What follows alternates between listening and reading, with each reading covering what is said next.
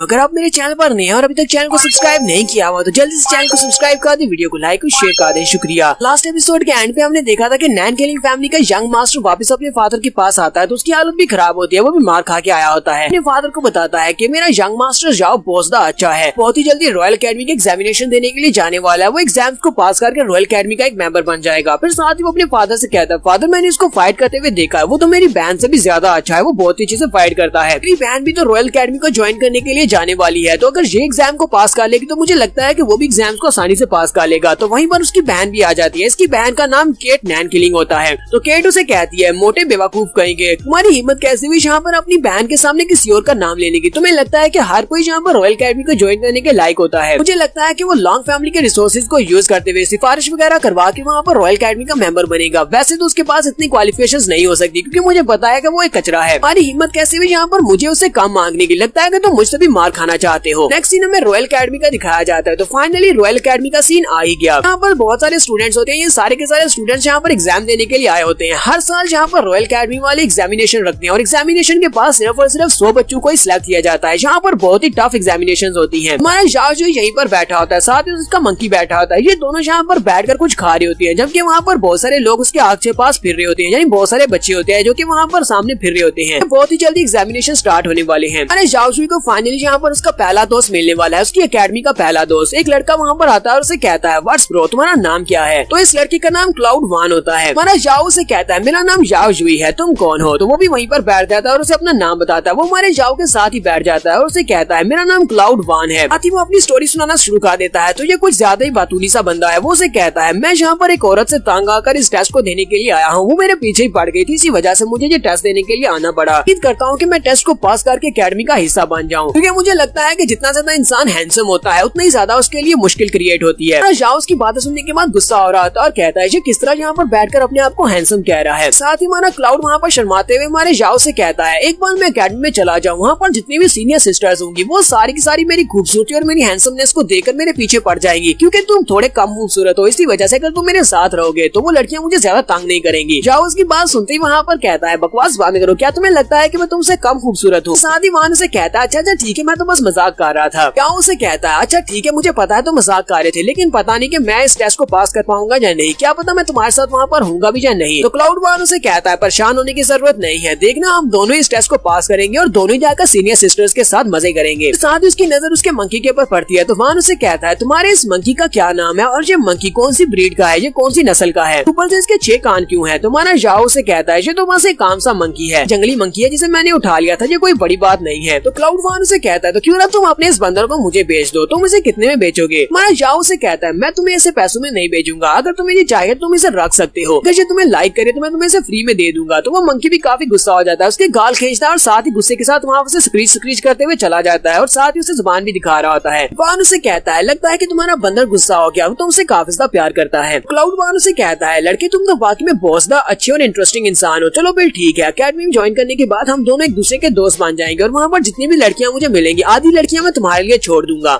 जाओ उसके हाथ को पीछे हटाता और कहता है, मैं यहाँ पर मार्शल आर्ट सीखने के लिए आया हूँ, ना कि लड़कियों को पटाने के तरीके सीखने के लिए आया हूँ। क्लाउड वान उसे फिर से वहाँ पर बैड लेक्चर देना स्टार्ट कर देता है। वो उसे कहता है, अगर अकेडमी ज्वाइन करने के बाद तुम सिर्फ और सिर्फ मार्शल आर्ट सीखने वाले हो, फिर तो तुम बहुत ज्यादा बोरिंग इंसान हो, तुम्हें नहीं लगता कि जिंदगी में कुछ ना कुछ मजा तो होना चाहिए? हमें पता है ना कि जिंदगी बहुत ज्यादा शॉर्ट है, हमें नहीं पता कि हम लोग किस वक्त मर जाएंगे, तो हमें अपनी जिंदगी में कम से कम 2, 4 या 5, 6 बच्चियां तो फंसानी चाहिए। जाओ उसकी बातें सुनने के बाद अपने कानों पे हाथ रख के खड़ा होता है और कहता है, ये पता नहीं यहाँ पर किस तरह की बकवास किए जा रहा है, अगर मैं यहाँ पर एग्जामिनेशन के लिए नहीं आता तो अब तक मैंने इसकी तशरीफ के ऊपर किक मार दी होती। इसी वक्त वहाँ पर वो सारे बच्चे लाइंस बनाना शुरू कर देते हैं। जाओ कहता है, लगता है कि फाइनली ये स्टार्ट होने वाला, हम लोग सुबह से यहाँ पर आकर बैठे हुए हैं, फाइनली अब यहाँ पर एग्जाम स्टार्ट होंगे। इनके सामने एक स्टेज होती है, उस स्टेज के ऊपर एक बड़ा सा पिलर होता है और उस पिलर के पास स्कूल का अकेडमी के वाइस प्रेसिडेंट अपीयर होते हैं। सभी लोगों से कहते हैं, लोग इस साल की रॉयल अकेडमी की एग्जामिनेशन के लिए जो सिलेक्शन होती है उसको हम लोग स्टार्ट करने वाले हैं, तो ये एग्जाम स्टार्ट होने वाले हैं, सभी लोग यहाँ पर लाइन्स में खड़े हो जाओ। वाइस प्रेसिडेंट उन सभी लोगों से कहते हैं, तो टेस्ट को देने के लिए कंडीशन ये है कि तुम सभी लोगों की उम्र 16 साल या फिर इससे कम होनी चाहिए। इसके अलावा तुम सभी लोगों का कल्टीवेशन लेवल जान वॉरियर तक होना चाहिए, इससे कम नहीं होना चाहिए। हम लोग यहाँ पर तुम सभी बच्चों को 9 ग्रुप्स में तकसीम करेंगे। 9 ग्रुप्स में तकसीम करने के बाद तुम्हारे पास 9 टीचर्स आएंगे और वो सारे टीचर्स यहाँ पर तुम्हारे एग्जामिनेशन प्रोसेस के दौरान तुम्हारे साथ रहेंगे और तुम्हारे इस पहले टेस्ट को जज करेंगे। मैं यहाँ पर अपनी एनर्जी को यूज करते हुए इस टेस्ट स्टोन पिलर के ऊपर पंच मारना होगा। अगर तुम लोगों ने इसको एक्टिवेट कर दिया तुम पास हो जाओगे, लेकिन अगर तुम इसको इसको एक्टिवेट नहीं कर पाए तो तुम फेल हो जाओगे और तुम्हारे ट्यूटर इसको नजर रखेंगे और तुम्हारा नाम साथ साथ लिखते जाएंगे। वहीं पर साथ एक टीचर खड़ी होती है जिसका नाम टीचर C2 होता है। टीचर C2 वहाँ पर हम सभी लोगों को बताती है, जैसा कि तुम सभी लोग देख रहे हो कि मेरे साथ एक बड़ा सा स्टोन पिलर है। इसी स्टोन पिलर को हम लोग टेस्ट में यूज करने वाले हैं। अगर तुम जान वॉरियर लेवल पर हो और तुम लोग 100 kg की पावर के साथ इस स्टोन पिलर को पंच मारते हो, लोग आसानी के साथ इस टेस्ट को पास कर लोगे। तुम्हारी पावर 100 kg या इससे ज्यादा होनी चाहिए, तभी तुम टेस्ट को पास कर पाओगे। क्लाउड1 टीचर C2 को वहाँ पर देखते ही कहता है, और देखो तो सही वो टीचर कितनी ज्यादा मस्त लग रही है, देखो तो सही, मुझे लगता है कि यही मेरी टीचर है, मेरी सपनों की रानी मुझे मिल गई है। हम लोग उसी की लाइन में चलते हैं और वो दोनों भागते हुए जल्दी से उस लाइन में चले जाते हैं जहाँ पर टीचर C2 होती है। तो टीचर C2 उन सभी लोगों से कहती है, तो सभी लोग जल्दी से लाइन बना लो और एक एक करके आगे आते जाओ। जैसे यहाँ पर तुम्हारी बारी आएगी तभी आना, किसी को धक्का मत देना। तो सबसे पहले एक लड़का आता है, वो काफी ज्यादा हटा-कटा लग रहा था और कहता है, सबसे पहले मेरी बारी, अब देखना मैं इस पिलर स्टोन को पंच मार कर तोड़ ही दूंगा। अपनी पावर को रिलीज करते हुए उस पिलर स्टोन के ऊपर जबरदस्त पंच मारता है, लेकिन साथ ही बेचारे का हाथ टूट जाता है और वो चिल्लाना शुरू कर देता है। टीचर उसे कहती है, तुम फेल हो गए, चलो यहाँ से चले जाओ। उसके बाद एक दूसरा लड़का आता है, कहता है, चलो जल्दी से मेरे रास्ते से हटो, अब मेरी बारी है, देखना मैं क्या करता हूँ। और वो वहाँ पर खड़ा होकर अपने पंच में पावर को रिलीज करता है, स्टोन पिलर के ऊपर पंच मारता है। टीचर C2 से कहती है, ठीक है तुम पास हो गए हो। वो कहती है, अगला आ जाओ। अगला आने से पहले उसी वक्त हमारे जो जाओ होता है उसका बंदर वहाँ पर कांड कर देता है। वो किसी प्रिंस के पास से उसका एक पीच चोरी करके ले आता है। वो अपने मुंह में उस पीच को लेकर भागता हुआ लोगों के ऊपर से जंप करते हुए वहाँ पर आ रहा होता है। पीछे कुछ लोग लगे होते हैं, वो सभी लोग चिल्लाकर कह रहे होते हैं, इस बंदर को पकड़ो, इसने हमारे प्रिंस के पास से उसका पीच चोरी किया है। जाओ का लिटिल ब्रदर जल्दी से भागता हुआ उसके कंधे के ऊपर आकर बैठ जाता है और साथ ही वो उस पीच को खाना शुरू कर देता है। जाओ उसे कहता है, ये तुमने क्या किया? तुम्हारा पीच तो 700 साल पुराना एक ऑरेंज स्पिरिट पीच है, तुम इसको कहाँ से चोरी करके लेकर आए हो? साथ ही वो बंदर पीछे की तरफ देख रहा होता है, तो वहाँ पर पीछे देखता है तो वहाँ पर काफी सारे लोग होते हैं। वो भागते हुए वहाँ पर पहुंच जाते हैं और कहते हैं, इस बंदर की हिम्मत कैसे हुई हमारे प्रिंस के पास है उसके 700 साल पुराने स्पीच को चोरी करने की। पर जाओ उन लोगों से कहता है, जरा शांत हो जाओ, हम सभी लोग यहाँ पर टेस्ट देने के लिए आए, हम लोग यहाँ पर अब फाइट तो नहीं शुरू कर सकते। तो वहीं पर प्रिंस भी आ जाता है और उसे कहता है, तुम्हें लगता है कि मुझे यहाँ पर शांत होना चाहिए? हमारे बंदर ने मेरे पास से मेरा पीच चोरी किया है और मैं यहाँ पर शांत हो जाऊँ। ठीक है मैं शांत हो जाता हूँ, लेकिन पहले मुझे इस बंदर को मारना होगा। अगर मैं इस बंदर को जान से नहीं मारूंगा तो मैं शांत नहीं हूँगा। लेकिन अगर तुम मेरे सामने अपने घुटने टेक कर अपने माथे को ग्राउंड के ऊपर रगड़ते हो तो फिर मैं तुम्हें यहाँ पर बख्श दूंगा और साथ में तुम्हारे इस बंदर को भी छोड़ दूंगा। तुम्हारा जाओ से कहता है, ये तो सिर्फ और सिर्फ एक पीच था जो कि 700 साल पुराना था, अगर तुम्हें इसके बदले में कुछ चाहिए तो मैं तुम्हें 800 साल पुरानी जिनसेंग दे सकता हूँ। अपने पास जिनसेंग निकालता और कहता है, चलो ये 800 साल पुरानी जिनसेंग है। तो कहता है, नहीं मुझे 800 साल पुरानी जिनसेंग बिल्कुल भी नहीं चाहिए। आदि प्रिंस सोच रहा होता है, ये लड़का तो वाकई में काफी ज्यादा नाइस लगता है जो अपने पास इस तरह की 800 साल पुरानी जिनसेंग देने को तैयार हो गया है। यहाँ पर इसको लूटने की कोशिश करता है। वो उसे कहता है, मेरे पास से 700 साल पुराना पीच लिया है जो कि मेरा स्पेशल पीच था, अगर तुम्हें यहाँ पर बदला चुकाना है तो तुम्हें इस तरह की 10 जिनसेंग मुझे देनी होगी जो कि 800 साल पुरानी हो। माना जाओ उसकी बात सुनने के बाद कहता है, अगर ऐसी बात है तो वो अपने मंकी से कहता है, मंकी चलो जल्दी से इसका पीच इसको वापस करो। लेकिन उसका मंकी भी बहुत बड़ा कमीना है, वो जल्दी से पूरे के पूरे पीच को ही निकल जाता है। वो उस पूरे पीच को मुंह में डाल लेता है, जबकि प्रिंस भी ये देखकर काफी हैरान होता है और गुस्सा भी होता है। तो उसी वक्त उस पीच को खाने के बाद उसके अंदर से जो गिटक निकलती है उसको उसकी तरफ थूक देता है प्रिंस के मुंह के ऊपर, जिससे प्रिंस और भी ज्यादा गुस्सा हो जाता है। चिल्लाकर कहता है, यहाँ पर आओ और इस कमीने बंदर को मार डालो और साथ में इसके मास्टर को भी। इसी वक्त वो सभी लोग भागते हुए प्रिंस के ऑर्डर्स को फॉलो करते हुए आगे बढ़ते हैं हमारे जाओ को मारने के लिए। जैसे वहाँ पर शोर होता है तो उसी वक्त टीचर C2 उन लोगों से कहती है, अगर तुम लोगों को यहाँ पर शोर मचाना है तो यहाँ से दफा हो जाओ, मैं तुम सभी लोगों को डिस्क्वालीफाई कर दूंगी। अगर तुम्हें टेस्ट में हिस्सा लेना है तो चुपचाप यहाँ पर खड़े रहो, बाद में अपने मसले को सुलझा लेना। तो सभी लोग टीचर C2 की तरफ देखते कि वो गुस्से में है, तो प्रिंस जल्दी से पीछे की तरफ मुड़ जाता है और कहता है, तुम इस बार तो काफी ज्यादा लकी हो, लेकिन अगली बार देखना तुम्हारा क्या होगा। वैसे भी थर्ड राउंड में हैंड टू हैंड कॉम्बैट होने वाली है, वहाँ पर देखना मैं तुम्हें जरूर मार डालूंगा। तो क्लाउड फिर से आगे बढ़ता है और उसे कहता है, ब्रो तुम तो वाकई में बहुत ज्यादा कूल हो, तुमने तो इस प्रिंस को भी यहाँ पर धूल चटा दी। क्लाउड गुस्से के साथ उसे कहता है, अपनी बकवास बांध कर, तुम यहाँ पर मेरे दोस्त बनने का दावा कर रहे हो, जब मुझे जरूरत थी तब तुम कहाँ पर थे, तो जल्दी से साइड पर हो जाओ, मुझे तुमसे कोई बात नहीं करनी। क्लाउड उसे कहता है, दोस्त तुम मेरे साथ इस तरह तो बात मत करो, अभी अभी तो हम लोग दोस्त बने और तुम अभी अभी इस दोस्ती को ना चाहते हो, तुम तो मेरे ऐसे दोस्त हो जिसको मैं मिलियन सालों तक भी फॉलो कर सकता हूँ। जहाँ उसकी बातें सुनने के बाद कहता है, ये तो बिल्कुल एक निठल्ला इंसान है, इसके साथ क्या बहस करनी। फिर साथ ही वो अपने मंकी के सर में पंच मारता और कहता है, बेवकूफ बंदर कहीं के, अगर दोबारा तुमने यहाँ पर कोई मुश्किल क्रिएट की तो उसके बाद देखना मैं तुम्हें पिंजरे में बंद कर दूंगा। तुम उस स्पीच को वहाँ पर चोरी करके ले ही आए थे, तुमने उसे अकेला क्यों खाया, उसे मुझे भी साथ में देना चाहिए था। टीचर C2 उन लोगों से कहती है, अच्छा ठीक है, अगला कंटेस्टेंट यहाँ पर आ जाओ। तो अगली बारी हमारे क्लाउड की होती है, तो क्लाउड कहता है, मेरी बारी आ गई, देखना मैं जाकर टीचर को किस तरह इम्प्रेस करता हूँ। वो तो मेरे सामने अपने घुटने टेक देगी और कहेगी मुझसे प्यार करो। वरना क्लाउड1 वहाँ पर चला जाता है, टीचर के सामने बड़ी एक्शन के साथ कहता है, मेरा नाम क्लाउड1 है। टीचर उसकी बात सुनने के बाद कहती है, चलो जल्दी करो, पंच मारो वरना मैं तुम्हें अभी डिस्क्वालीफाई कर दूंगी। वान भी काफी ज्यादा हैरान हो जाता है कि इसको फंसाना काफी मुश्किल है। साथ ही वो टीचर से कहता है, अच्छा ठीक है मैं करता हूँ, मैं क्लाउड1 हूँ, मैं 15 साल का हूँ। क्लाउड1 जाकर पिलर के सामने खड़ा हो जाता है और वहाँ पर खड़ा होने के बाद अपनी पावर्स को रिलीज करता करता है बड़ी एक्शन के साथ। वो आराम के साथ कोनी उसके ऊपर मारता है, यानी उस पिलर के ऊपर अपनी सिर्फ कोनी मारता है और इसी के साथ ही वो टेस्ट को पास कर लेता है। टीचर C2 कहती है तुमने टेस्ट को पास कर लिया, ठीक है अब तुम जाओ। तो हमारा क्लाउड वहाँ से नीचे की तरफ उतर आते ही जाओ से कहता है जाओ तो या तुमने देखा पूरी तरह से अपनी टीचर को फंसा लिया है, वो मुझसे बहुत ज्यादा इम्प्रेस हो गई है, मैंने वहाँ पर जो एक्शन दिखाया उसकी वजह से अब तो वो लट्टू हो चुकी होगी। उसके बाद हमारे जाओ की बारी आती है, तो जाओ ऊपर जाता है, जाकर टीचर को बताता है मेरा नाम जाओ शुई है और मैं 15 साल का हूँ। टीचर उसे कहती है तो फिर ठीक है चलो जल्दी से टेस्ट को स्टार्ट करो। तो हमारा जाओ पिलर के सामने खड़ा हो जाता है और कहता है मुझे यहाँ पर इस टेस्ट को पास करना ही पड़ेगा। एग्जामिनेशन के पूरे 3 राउंड्स हैं, वो कहता है मुझे तीनों के तीनों राउंड्स को पास करना पड़ेगा, तभी जाकर मैं ग्रैंडपा का नाम रोशन कर पाऊंगा। ग्रैंडपा ने बहुत ज्यादा मेहनत करके मुझे यहाँ पर भेजा है।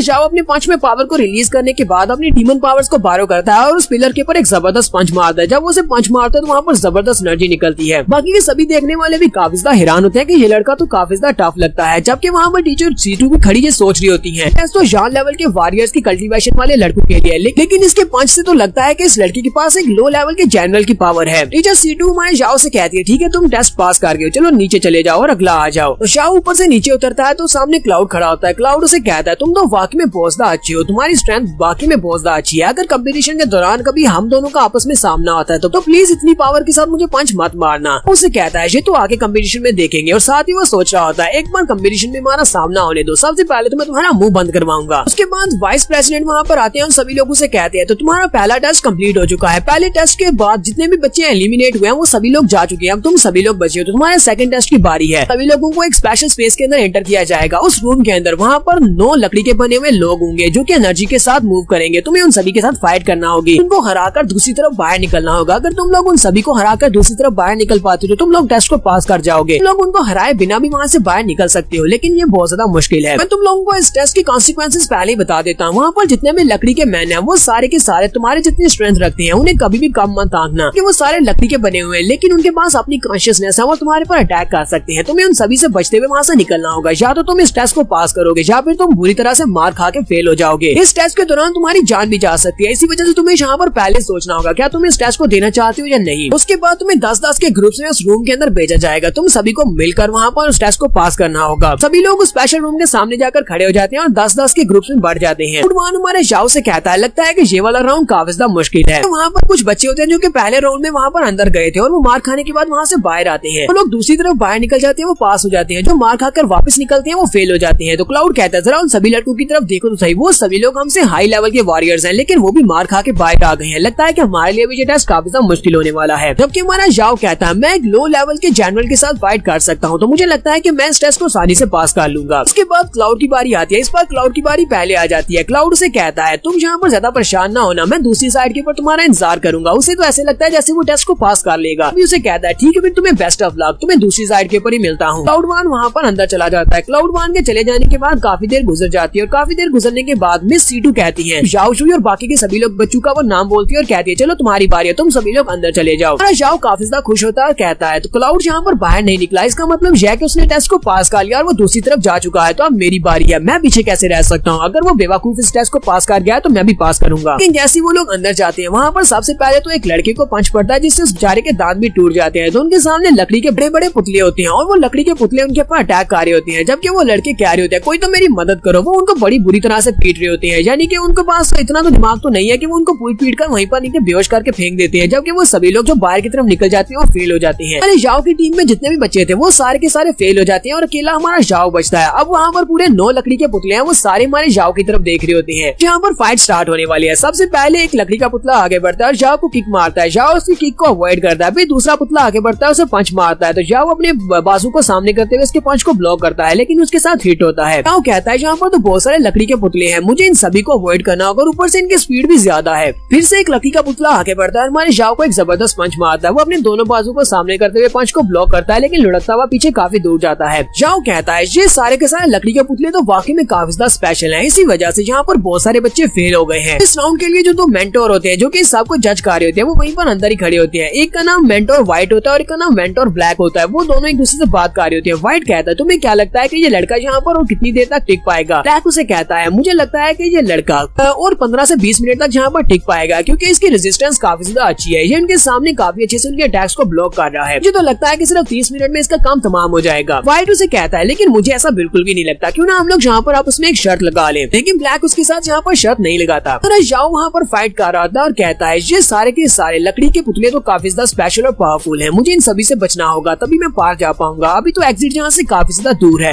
ये लोग ज्यादातर मूव नहीं कर सकते वरना इन लोगों ने मुझे उठाकर बाहर फेंक दिया होता। तो जाओ की हालत काफी ज्यादा खराब होती है। मार खाने के बाद उसके चेहरे के ऊपर और बाजू के ऊपर काफी सारे ब्रूज होते हैं। वो कहता है मैं यहाँ पर सेकंड राउंड को फेल तो बिल्कुल भी नहीं कर सकता, मैंने ग्रैंडपा से वादा किया था, मैंने अपनी मॉम और मून से वादा किया था कि मैं रॉयल अकेडमी को ज्वाइन करूंगा। और साथ ही जाओ यहाँ पर अपनी स्पेशल मार्शल आर्ट्स को रिलीज करता है। वो यहाँ पर सबसे पहले अपनी ईगल स्नेक स्टेप को यूज करता है। वो यहाँ पर डिफरेंट स्टेप्स को यूज करेगा। अब वो यहाँ पर अपने ईगल स्नेक स्टेप को यूज करता है तो बड़ी स्पीड के साथ उनके अटैक्स को अवॉइड करना शुरू कर देता है। हमारे जाओ के पास 10,000 डीमन बीस्ट की आर्ट है जिसकी वजह से डिफरेंट डीमंस की पावर्स को यूज कर सकता है। तो यहाँ पर वो स्टेप्स को यूज करते हुए उनके अटैक्स को अवॉइड कर रहा होता है और साथ ही उसने अपनी आंखों में एक स्पेशल पावर को एक्टिवेट किया होता है जो कि एक बटरफिश की वजह से होती है। वो कहता है 4 आंखों वाली बटरफिश का मैंने ब्लड पिया था जिसकी वजह से ये पावर मुझे स्पेशल पावर मुझे मिली है, ये आंखों वाला एट्रीब्यूट जिससे मैं इन सभी की स्पीड को देख सकता हूँ। मुझे पता चल जाता है कितनी स्पीड के साथ मेरे पर अटैक करने वाले हैं। तो हमारा जाओ बड़ी आसानी के साथ उन सभी के अटैक्स को वहाँ पर अवॉइड कर रहा होता है। मिस्टर व्हाइट कहते हैं तुमने देखा ये लड़का यहाँ पर किसी स्पेशल स्किल को यूज कर रहा है, ये यहाँ पर फुट स्टेप्स को यूज कर रहा है। ब्लैक उसे कहता हाँ मुझे भी लगता है, अभी भी यहाँ पर जिस स्टेप को यूज किया वो स्नेक स्टेप था, लेकिन हमारी अकेडमी में इस तरह के स्टेप को सिखाया जाता है। लेकिन साथ ही उसने यहाँ पर ईगल स्टेप को भी यूज किया है। ये बहुत ही अजीब बात है, एक ही लड़के ने इतने सारे स्टेप्स को कैसे मास्टर कर लिया। ये तो काफी सारी टॉप लेवल की जनरल टेक्निक्स को जानता है। तुम्हारा जाओ उन सभी से फाइट करते हुए उन सभी के सेंटर में आकर खड़ा हो जाता है। वो सारे के सारे पुतले उसके इर्द गिर्द खड़े होते हैं। तो ब्लैक एंड व्हाइट चिल्लाकर कहते हैं ये लड़का यहाँ पर क्या करने की कोशिश कर रहा है, ये उनके सेंटर में क्यों जाकर खड़ा हो गया है।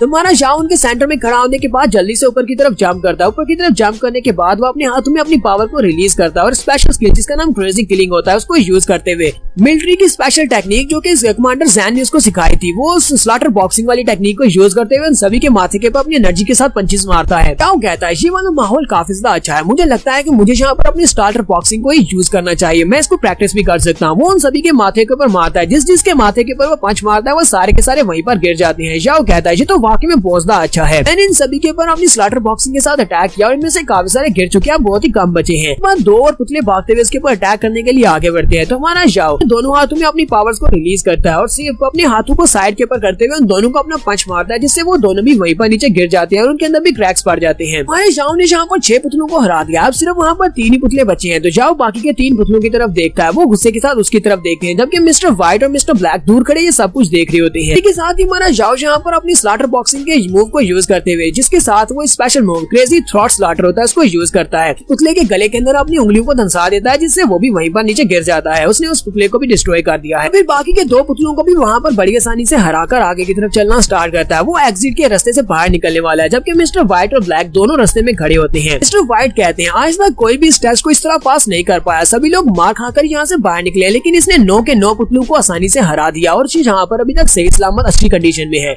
मतलब यह कि हमारी रॉयल अकेडमी को एक बहुत ही अच्छा जीनियस मिल गया है। एग्जिट के बाहर का सीन दिखाते हैं, वहाँ पर जितने भी लड़के होते हैं जो कि टेस्ट को पास करके बाहर निकले उन सभी की हालत बहुत ज्यादा बुरी होती है। कोई अपनी टांग पकड़कर बैठा होता है और किसी के बाजू टूटे होते हैं, सभी लोग मार खा के निकले होते हैं जबकि हमारा जाओ सही कंडीशन में होता है। हमारा जाओ जैसे वहाँ से बाहर निकलता है उसी वक्त उससे साइड से आवाज आती है। क्लाउड उसे कहता है जाओ तुमने भी फाइनली इस टेस्ट को पास कर लिया, मुझे तो लगा था कि तुम इस टेस्ट को पास नहीं कर पाओगे। हमारा जाओ जैसे उसकी तरफ देखता है बेचारे की हंसी छूट जाती है, वो बहुत ही जोर जोर से हंसना शुरू कर देता है क्योंकि क्लाउड वन बहुत ही बुरी तरह से मार खा के बाहर निकला था और उस बेचारे की पूरी बॉडी के ऊपर पट्टियां लिपटी होती हैं। हंसते हुए उसे कहता है क्लाउड तुम्हें क्या हुआ है, तुम्हारी हालत किसने कर दी। वो उसे कहता है मैं बड़ी मुश्किल से इस टेस्ट को पास करके बाहर निकल पाया हूँ, सारे के सारे लकड़ी के जो पुतले थे वो बहुत ज्यादा पावरफुल थे, उन्होंने मुझे बहुत ही बुरी तरह से पीटा, लेकिन तुम्हारे साथ ऐसा क्या हुआ, तुम तो बिल्कुल सही सलामत बाहर निकले हो। जाओ उसे कहता है अच्छा ठीक है अब रोने की जरूरत नहीं है, एक बार हम लोग अकेडमी के स्टूडेंट बन जाएं उसके बाद मैं तुम्हें प्रोटेक्ट किया करूंगा क्योंकि बच्चों ने काफी मार खाई होती है, इसी वजह से इन्हें रिकवर करने के लिए कुछ दिन दिए जाते हैं। कुछ दिनों के बाद इनका तीसरा राउंड स्टार्ट होता है। जो बच्चे इस टेस्ट में पास हुए थे उनका तीसरा राउंड स्टार्ट होगा। उनके सामने एक एरिना होता है जहाँ पर उनका मार्शल आर्ट्स कंपटीशन होने वाला है। अभी भी यहाँ पर बहुत सारे बच्चे हैं, इन सारे बच्चों को यहाँ पर मार्शल आर्ट्स की कंपटीशन में फाइट करना होगी। फाइट के बाद जो बच्चे पास होंगे उनको एक फाइनल टेस्ट देना होगा और उसके बाद सिर्फ और सिर्फ 100 बच्चे ही टॉप 100 में आएंगे। जो बच्चे टॉप 100 में आएंगे सिर्फ उन्हीं को रॉयल अकेडमी को ज्वाइन करने का मौका दिया जाएगा। सारे बच्चे कंपटीशन अरीना के बाहर खड़े होते हैं, अपना इंतजार कर रहे होते हैं कब यहाँ पर अनाउंस किया जाए कि किस तरह हम लोग फाइट करने वाले हैं। यहीं पर पीछे एक पुतले के ऊपर हमारा जाओ और उसका दोस्त क्लाउड बैठे होते हैं। क्लाउड वन हमारे जाओ से कहता है पता नहीं टीचर सीटू कहाँ पर है, मैंने काफी दिनों से इनको नहीं देखा और मैं उनको बहुत ज्यादा मिस कर रहा हूँ, मुझे लगता है कि मुझे टीचर सीटू से सच्चा प्यार हो गया है। ठीक है भाई मेरी बात सुनना, अगर कंपटीशन में हम दोनों के आपस में फाइट होती है तो मैं चाहता हूँ कि तुम जानबूझकर मुझसे हार जाओ ताकि मैं टीचर सीटू के सामने अपनी रिस्पेक्ट बना सकूं, प्लीज मेरे पर एहसान कर देना। जबकि हमारा जाओ सोच रहा होता है मुझे टॉप 100 में आना ही पड़ेगा ताकि मैं एकेडमी को ज्वाइन कर सकूं। तो यहीं पर हमारा जाओजुई अपनी बैकग्राउंड सीन्स दिखाता है जहाँ पर उसे बोरी में बंद करके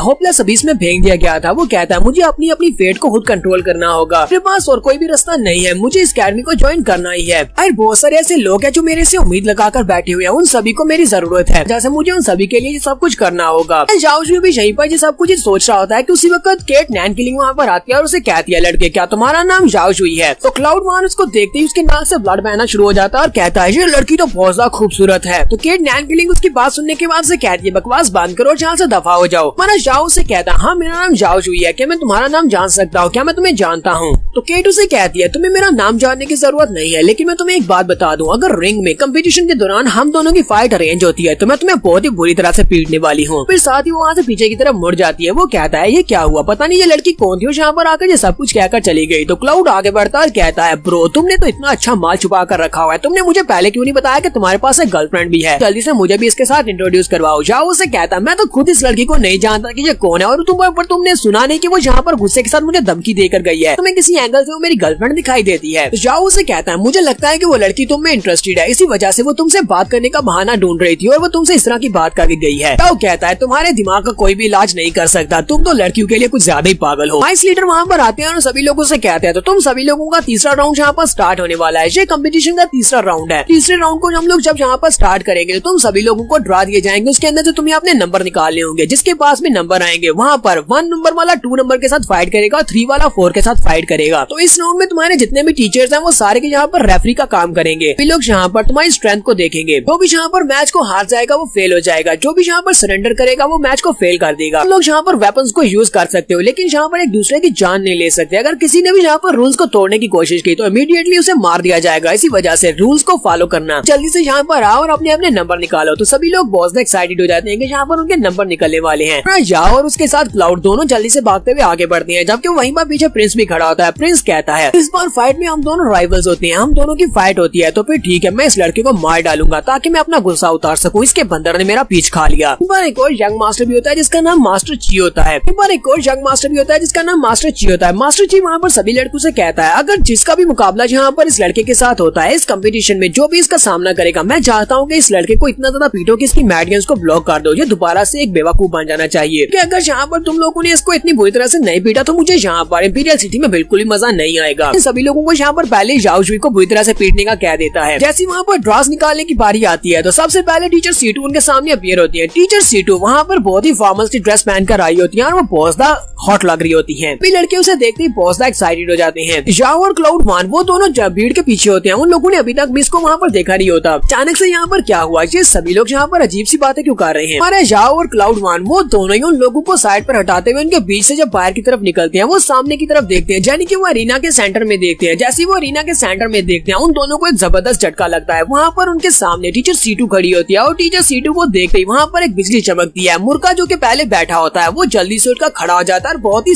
ताकतवर बन जाता है, एक सुपरमैन बन जाता है। यहाँ पर जिसको इस मुर्गे की समझ नहीं आई दूसरे लोगों के कमेंट्स पढ़ के देख सकता है कि यहाँ पर क्या हो रहा है। हमारे जाओ को भी यहाँ पर झटका लगता है और उसकी नाक से भी ब्लड बहना शुरू हो जाता है और कहता है यहाँ पर हो क्या रहा है, मुझे यहाँ पर कैसा महसूस हो रहा है। ये दोनों बेवकूफ यहाँ पर अपनी नाक से बहते हुए खून के साथ खड़े होते हैं और एक दूसरे की तरफ देखकर हंस रहे होते हैं। क्लाउड वन कहता है मुझे लगता है कि मुझे अब इससे पक्का प्यार हो गया है, ये तो वाकई में बहुत ज्यादा खूबसूरत है और मुझे उम्मीद है कि अकेडमी में ज्वाइन करने के बाद इसको अपने किसी न किसी तरीके से इम्प्रेस तो जरूर ही कर लूंगा। जाओ उसे कहता है बकवास बंद करो, तुम सिर्फ इसी से प्यार नहीं करते बल्कि जिस भी लड़की को देखते हो तुम तो उसी से प्यार करना शुरू कर देते हो। और उसके बाद ये दोनों आगे बढ़ते हैं और जाकर अपने अपने ड्रा लॉटरी नंबर निकालते हैं। तो उन दोनों के जो नंबर आते हैं, क्लाउड का नंबर 44 होता है और उसे रिंग 4 में जाकर फाइट करनी है, जबकि हमारे जाओ का नंबर 228 होता है और उसे रिंग 8 में जाकर फाइट करनी है। जाओ पहले बहुत ज्यादा खुश हो रहा है कि उसके पास 44 नंबर आया और रिंग 4 में फाइट करनी है। फिर साथ ही वो वहाँ पर पैरानॉइड हो जाता है और कहता है ये क्या, ये तो सेम नंबर है यानी 444, ये तो डेथ का नंबर है, ये तो क्या मैं तो मरने वाला हूँ, इसका मतलब मैं इस टेस्ट को पास नहीं कर पाऊंगा। बेचारा वहाँ पर पागलू जैसी हरकतें करना शुरू कर देता है। जाओ वहीं पर हंसना शुरू कर देता है और कहता है तुम तो कुछ ज्यादा ही पैरानॉइड हो, तुम्हें क्या लगता है कि नंबर का गलत आ जाने की वजह से तुम टेस्ट को फेल कर दोगे? अच्छा ठीक है जाओ जाकर फेल हो जाओ। अब क्या माना जाओ बहुत एक्साइटेड और खुश होता है और क्लाउड वन वहीं पर उसके पीछे अपना सर झुकाकर बैठा होता है क्योंकि उसे लगता है कि उसके लिए बैड लक है कि उसका नंबर 444 आ गया है। टीचर उन सभी लोगों से कहती है नंबर 1 और नंबर 2 अरीना में आ जाओ, तो फाइट स्टार्ट होने वाली है। तो वहाँ पर नंबर 1 और नंबर 2 जल्दी से जाम करते हुए अरीना में आ जाते हैं। सीटू यहाँ पर इनकी रेफरी बनने वाली है तो वो लोग जल्दी से फाइट करना स्टार्ट करते हैं। तो टीचर उन लोगों से कहती है चलो फाइट को स्टार्ट करो। उन्हें लड़के काफी ज्यादा स्ट्रॉन्ग स्ट्रॉन्ग होते हैं क्योंकि इन लोगों ने भी पिछले टेस्ट को पास किया है। तो वो दोनों एक दूसरे के साथ पंचेस को टकराते हैं, वहाँ पर जबरदस्त धमाका होता है। फिर साथ ही वो दोनों एक दूसरे को किक्स मारना स्टार्ट करते हैं। जाओ कहता है फिर से बहुत ज्यादा मजा आने वाला है, मैं भी यहाँ पर फाइट करूंगा। जाओ की बारी तो बहुत ज्यादा दूर आने वाली है क्योंकि इसका नंबर 228 है और अभी तो बहुत सारे नंबर आना बाकी है। करते करते नंबर 127 पर पहुंचता है, फिर नंबर 226 पर पहुंचता है और फिर लास्ट के ऊपर जाओ की बारी आ जाती है। मिस सीटू कहती है तो नंबर 127 और 128 यहाँ पर आ जाओ। हमारा जाओ कहता है मैंने यहाँ पर बहुत सारी फाइट्स को देखा है और मैंने इन फाइट्स को देखने के बाद एक ही अंदाजा लगाया है, यहाँ पर जीतने वाले को रिस्पेक्ट मिलती है जबकि हारने वाले को यहाँ पर दूसरों का तरस भी नहीं मिलता, क्योंकि वो सभी लोग उसके ऊपर तरस भी नहीं खाते और वो चुपचाप यहाँ से बाहर चला जाता है, वो डिस्क्वालीफाई हो जाता है। मिस सीटू कहती है 27 और 28 जल्दी से यहाँ पर आ जाओ। तो हमारा जाओ बड़े एक्शन के साथ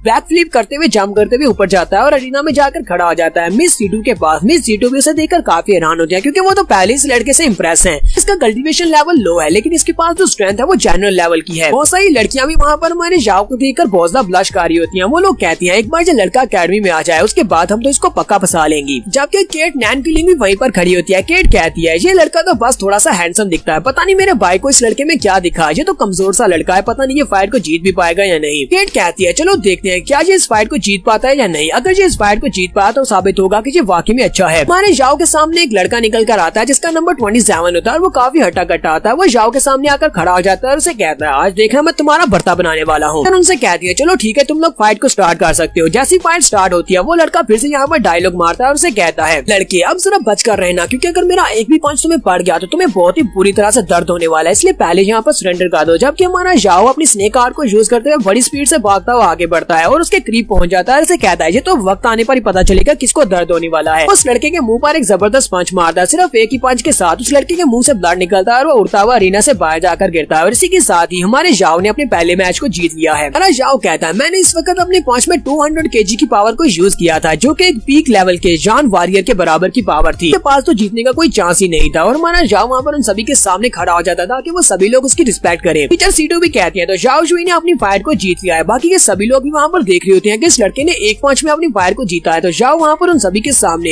एक्शन के साथ चलता हुआ जा रहा होता है। उन सभी से कहता है यहाँ पर ऐसा कोई भी नहीं है जो कि मुझे हरा सके। सभी लोग वहाँ पर बातें कर रहे होते हैं। अभी भी इस लड़के ने जिस लड़के को पंच मारा वो एक मीडियम लेवल का जान वॉरियर था लेकिन उस लड़के ने उसको इतनी आसानी से एक ही पंच में हरा दिया, हमें इसे पंगा नहीं लेना चाहिए। जबकि हमारा जाओ सोच रहा होता है अगर इन सभी लोगों को पता चल जाए कि मैं एक जान लेवल का सोल्जर हूँ, मैं एक वॉरियर लेवल पर भी नहीं हूँ, फिर तो ये लोग और भी ज्यादा हैरान हो जाएंगे कि मेरी कल्टीवेशन तो अभी कुछ दिन पहले ही स्टार्ट हुई है। वो चलता हुआ जा रहा था तो सामने वॉन होता है। वॉन उसे कहता है ब्रदर क्या तुमने अपने मैच को जीत लिया, अपने मैच को जीत लिया है। जाओ उसे कहता है बेवकूफ अगर तुमने यहाँ पर अपने मैच को जीत लिया है तो फिर मैं कैसे हार सकता हूँ, मैंने अभी अपने मैच को जीत लिया है। जाओ उसे कहता है हाँ मुझे लगता है कि हम दोनों ही इस मैच को जीत सकते हैं, हम दोनों इकट्ठे इस अकेडमी में जाएंगे, हम दोनों टॉप क्लास के जीनियसेस हैं। साथ ही वो उदास हो जाता है और कहता है तो बहुत ही अफसोस की बात है कि मैं उस रिंग में नहीं था जहाँ पर टीचर सीटू थी, वरना मैं उसे अपनी फाइट से बहुत सा इम्प्रेस कर देता। वो मेरी फाइट देखकर बहुत ज्यादा खुश होती और उसके बाद मेरे चक्कर में पड़ जाती। पहले दिन का कंपटीशन ओवर हो जाता है और अगले दिन फिर से यहाँ पर कंपटीशन होने वाला है। वो सभी लोग फिर से जाकर अपने अपने नंबर निकालते हैं। तो नंबर निकालने के बाद जाओ ने जिस रिंग में फाइट करनी होती है जो उसका नंबर होता है उसके मुताबिक फिर से उनकी रेफरी टीचर सीटू होती है। उसे कहता है ये क्या यार तुम्हारी किस्मत तो कुछ ज्यादा ही अच्छी है, तुम फिर से टीचर सीटू की रिंग में जाकर फाइट करने वाले हो, जबकि मुझे उनसे मिलने का मौका कब मिलेगा। जाओ उसे कहता है उदास मत हो, एक बार हम लोग अकेडमी को ज्वाइन कर ले, उसके बाद तो हम लोग रोजाना ही टीचर सीटू को देखा करेंगे, जाओ जाकर अपने मैच को जीत कर आओ। तो टीचर सीटू अरीना में खड़ी होकर कहती है तो ठीक है फिर अगला ग्रुप यहाँ पर आ जाओ, किस किस की बारी है जल्दी से यहाँ पर आ जाओ। तो हमारा जाओ होता है जबकि दूसरी तरफ एक लड़की होती है। इन दोनों में यहाँ पर फाइट होने वाली है कि इन लोगों ने पिछले कंपटीशन को जीता, इसका मतलब ये लोग पहले से ज्यादा पावरफुल है। तो इस खूबसूरत लड़की का नाम भी मून होता है और ये एक पावरफुल लड़की है। तो हमारा जाओ से अपने बारे में बताता है कि मेरा नाम जाओ जुई है। लड़की उसे आगे से अपना नाम नहीं बताती और जल्दी से अपनी तलवार निकाल लेती है और सोच रही होती है तो यही वो बेवकूफ लड़का है जिसके बारे में मास्टर ची ने मुझे कहा था कि इस लड़के को हराना है और बुरी तरह से हराना है कि इसकी मेडियंस बर्बाद हो जाए, इसे यहाँ पर बहुत ज्यादा टॉर्चर करना होगा, तभी जाकर यंग मास्टर ची की रिक्वेस्ट पूरी होगी।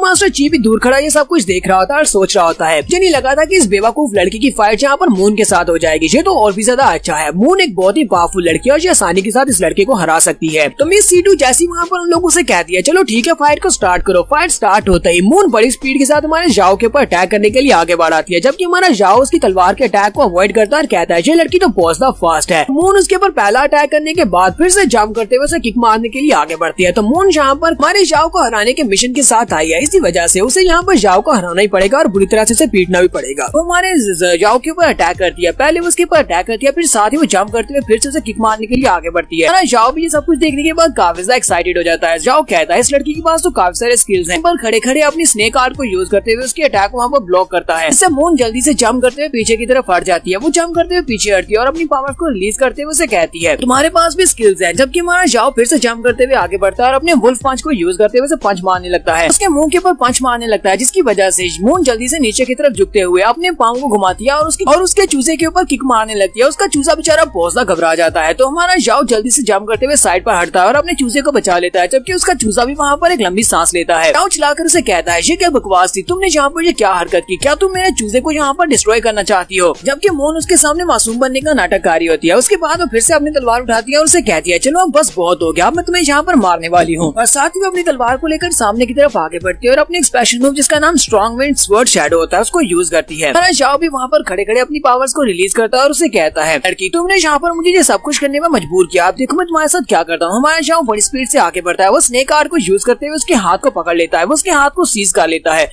और उसके साथ ही वो उसको एक ही हाथ के साथ पकड़कर ऊपर की तरफ झटका देता है, जिससे वो जंप करते हुए पीछे की तरफ हट जाती है। अब ऐसा समझ ली कि हमारा जाओ से उठाकर एक ही हाथ के साथ पीछे की तरफ पटक देता है। वो पीछे की तरफ जंप करते बैक फ्लिप करते हुए अपने आप को संभालती है और वहीं पर रुक जाती है। फिर साथ ही वो फिर से अपनी तलवार को लेकर बड़ी स्पीड से आगे बढ़ती है। जाओ के ऊपर फिर से अटैक करती है, जबकि हमारा जाओ फिर से उसके अटैक को वहाँ पर ब्लॉक कर लेता है। देखने वाले बहुत ज्यादा एक्साइटेड हो रही होती है और वो कहते हैं आज की फाइट देखने में तो बहुत ज्यादा मजा आ गया, ये लड़की बहुत ज्यादा स्पेशल है और ऊपर से वो लड़का हर अटैक को ब्लॉक किए जा रहा है। मून की स्किल्स काफी ज्यादा अच्छी है, लगता है की वो टॉप लेवल की जान वॉरियर है। सभी लोग यहाँ पर मून को ज्यादा प्रेज कर रहे होते हैं। वो लोग कहते हैं लगता है कि मून टॉप 100 में जरूर अपनी जगह बना लेगी, ये इस लड़के को हरा देगी। लेकिन ये जाओ जुई ये भी काफी ज्यादा स्ट्रॉन्ग है, इसकी फिजिकल स्ट्रेंथ काफी ज्यादा है। लगता है कि ये इस लड़की के ऊपर जानबूझकर अपनी स्ट्रेंथ को यूज नहीं कर रहा है, इसी वजह से ये इस लड़की को ताकि नुकसान न पहुंचा दे, वरना इसकी स्ट्रेंथ तो काफी ज्यादा। हम लोग इसके पहले मैचेस को देख चुके हैं। हमारा जाओ अभी भी वहाँ पर उसके साथ फाइट कर रहा था और उसके अटैक्स को ब्लॉक कर रहा था। हमारा जाओ कहता है तो लगता है कि अब यहाँ पर इस फाइट को क्विकली खत्म करने का वक्त आ चुका है। साथ ही वो यहाँ पर अपने डीमन स्किल को यूज करता है। इस बार वो टाइगर बॉक्सिंग को यूज कर रहा है। वो अब टाइगर की एनर्जी को रिलीज करते हुए वहाँ पर उसके सामने की तरफ अटैक करता है और जबकि अपनी तलवार के साथ उसके ऊपर अटैक करने के लिए आगे बढ़ती है तो हमारा जाओ अपने हाथ के साथ उसकी तलवार को पकड़ लेता है। फिर साथ ही वो आगे की तरफ बढ़ता है और अपने दूसरे हाथ के पंच को बनाते हुए उसकी चेस्ट के ऊपर एक जबरदस्त पंच मारता है। इससे मून भी उड़ते हुए पीछे वाले पिलर के साथ जाकर टकराती है और पिलर के साथ टकराने के बाद वो ऊपर से नीचे की तरफ गिरती है। तो मिस सीटू भी वहीं पर खड़ी ये सब कुछ देख रही होती है, काफी हैरान हो रही होती है। मून वहाँ पर गिरने के बाद जख्मी होती है, लेकिन फिर से उठकर खड़ी हो जाती है, अपनी तलवार को ऊपर की तरफ उठाती है और अपनी स्पेशल स्किल जिसका नाम फ्लाइंग मून होता है उसको यूज करती है। अपने स्पेशल स्किल को यूज करते हुए अपनी एनर्जी के साथ अपनी तलवार को इम्यूट करती है और अपनी तलवार को सामने की तरफ करते हुए सामने की तरफ सीधा स्टैब करती है। वो जाओ को स्टैब करने के लिए आगे की तरफ बढ़ रही होती है कि तलवार जाओ के माथे के करीब पहुंचती है। उसी वक्त हमारा जाओ अपने स्नेक स्किल को यूज करते हुए बड़ी स्पीड से साइड के ऊपर हट जाता है और वहाँ से हटने के बाद साइड के ऊपर चला जाता है, जबकि मून वहीं से पीछे की तरफ घूमती है और अपनी तलवार को घुमाते हुए फिर से उसके ऊपर अटैक करती है। जाओ फिर से वहाँ पर स्नेक स्किल को यूज करते हुए इसके अटैक को अवॉइड कर लेता है, फिर जल्दी से जंप करते हुए पीछे की तरफ हटता है, जबकि मून अभी भी अपनी तलवार के साथ लगातार उसके ऊपर अटैक किए जा रही होती है। जाओ जंप करते हुए काफी दूर चला जाता है। वो रिंग के एंड के पास पहुंच जाता है जहाँ पर उसका दोस्त चिल्लाकर उसे कहता है अब चलो भी ब्रो, तुम यहाँ पर इस लड़की से तो नहीं हार सकते, तुम्हें एक लड़की से बिल्कुल भी नहीं हारना चाहिए, चलो जल्दी से इसको हरा दो। जाओ यहाँ पर एक और डीमन स्किल को यूज करता है जो कि बुल फुट के नाम से होता है, यानी कि वो एक बुल की तरह अपने फुट को बहुत ज्यादा पावरफुल बना लेता है, ग्राउंड के अंदर उसे धंसाकर उसके अंदर पावर को जनरेट करता है और इसी के साथ ही वो अपने पाँव को आगे की तरफ करते हुए किक मारता है जो कि सीधी मून के हाथ के ऊपर लगती है और मून के हाथ से उसकी तलवार गिर जाती है। मून के हाथ से उसकी तलवार गिर जाती है। हमारा जाओ स्नेक स्किल को यूज करते हुए बड़ी स्पीड से उसके पीछे वाली साइड पर चला जाता है और पीछे वाली साइड पर जाने के बाद बड़ी क्रिंजी सी स्माइल देते हुए बड़ी स्पीड से आगे की तरफ बढ़ता है और पीछे की वाली साइड से आकर वो मून को आकर जकड़ लेता है। उसने अपने दोनों हाथों को उसकी चेस्ट के नीचे रखा होता है और वहाँ पर उसको दबा रहा होता है, जिसकी वजह से मून वहाँ पर बहुत ज्यादा शर्माना शुरू कर देती है, जबकि बाकी के सभी लोग वहाँ पर बहुत ज्यादा गुस्सा हो रहे होते हैं और कहते हैं कमीने कहीं के ये तुम क्या खा रहे हो, ये एक मैच है, तुम यहाँ पर इतनी शर्मनाक हरकत कैसे कर सकते हो। बहुत सारे लोग वहाँ पर उसे घटिया कह रहे होते हैं, बहुत सारे उसे बेशर्म कह रहे होते हैं और बहुत सारे उसे